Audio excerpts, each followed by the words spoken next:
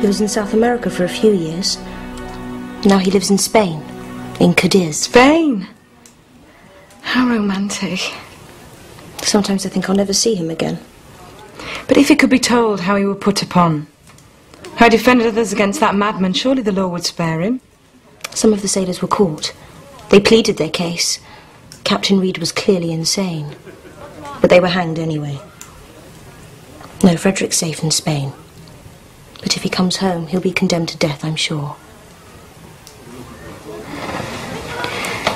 I suppose you can take comfort that he was so brave and acted to spare those sailors weaker than himself.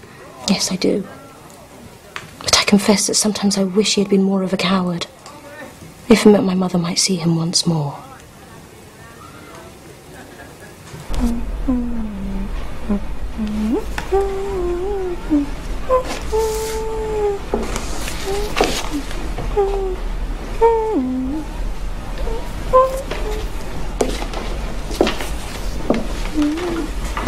Preparations already. If we're going to entertain, we must do it properly. You're not regretting the invitations, are you? No. Spend what you will. Though it may have to be the last dinner party we have for some time. So, who's on the list? Slicksons, of course. Fosters. Browns will decline, but we must invite them all the same. Hales will come, I presume? They are probably aware of the very great advantage it would be to Mr. Hale to be introduced to people, like the Fosters. I'm sure that motive would not influence them, Fanny. How you seem to understand these Hales, John. Do you really think they're so very different from any other people we meet? He seems a worthy kind of man.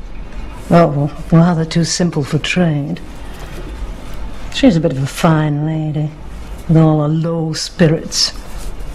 As for the daughter, she gives herself airs, and yet they're not rich and they never have been. And she's not accomplished, Mother. She can't play the piano. Go on, Fanny, what else does she lack to bring her up to your standard?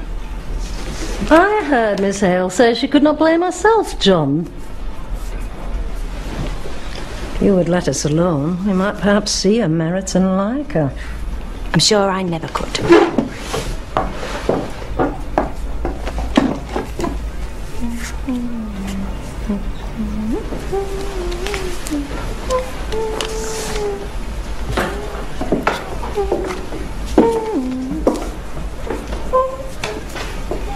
I wish you would try to like Miss Hale, Mother. Why? You've not formed an attachment to her, have you? Mind you, she'll never have you. Why, she once laughed in my face at the thought of it. I'm sure she did. She would never have me. She's too good an opinion of herself to take you. I should like to know where she'd find anyone better. You can both believe me then when I say this out of complete indifference to Miss Hale. Mr. Hale is my friend. She's his only daughter. I wish you would both make an effort to befriend her. I only wish I knew why you talked about her quite so much. I'm tired of it. Well, what would you like us to talk about? How about a strike for a more pleasant topic? Now, listen! The men up at Ampers have been told not to expect a rise. What about Slicksons? Tell us Friday! So what do you reckon?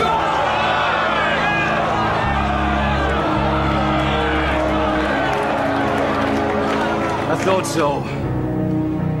Now's the time. We will all stop our machines at the end of the day Friday, 10 minutes before time. And no one will stop them all.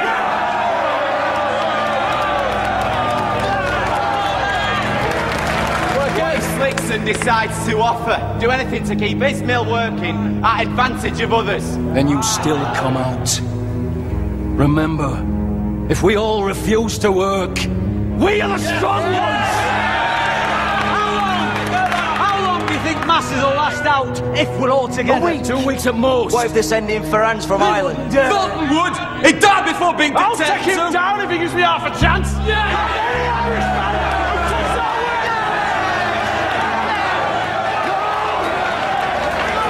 Listen! No violence! Masters expect us to behave like animals.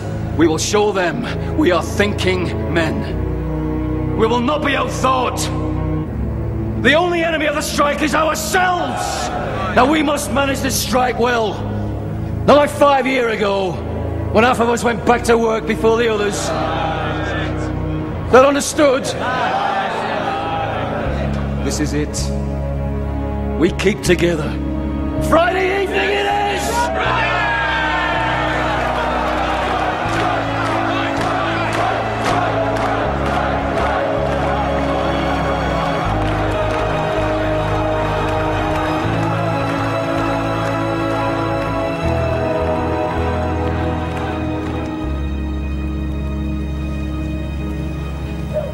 Are the hands about to turn out?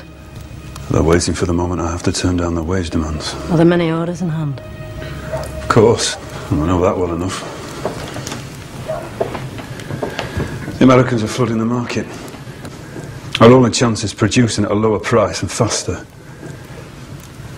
But the faster we fill the orders, the longer it takes for us to be paid for them. How much are we owed? The debt to the bank is nearly £400.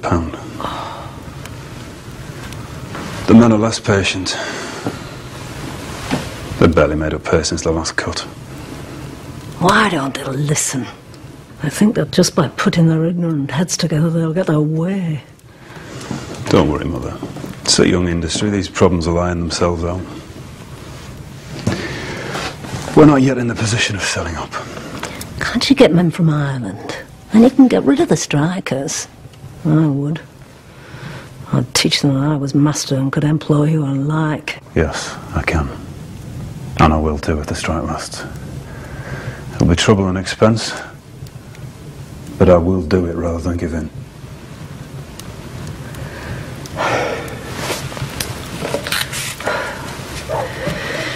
If there is to be this extra expense, I'm sorry we're giving the dinner this year. We should go on as before. No more, no less.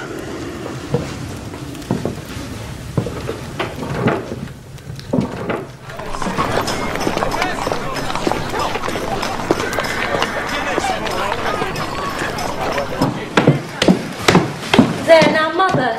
Surely one of these would do for the Thorntons? Excuse me. Ah, and this is Margaret, of course. You know, the last time I saw you, you were 8 years old, running round Helston with your brother. Oh, Mr. Bell. Of course. How do you do?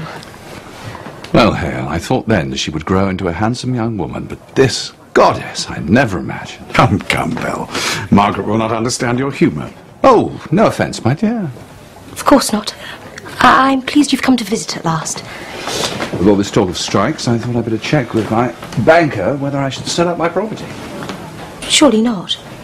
Well, we're not even certain there'll be a strike, are we, Father? I don't know. Seems to me the masters and workers will never see eye to eye.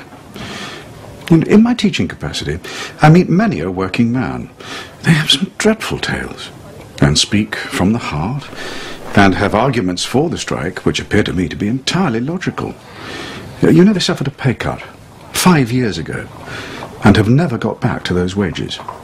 Although the price of food goes up all the time.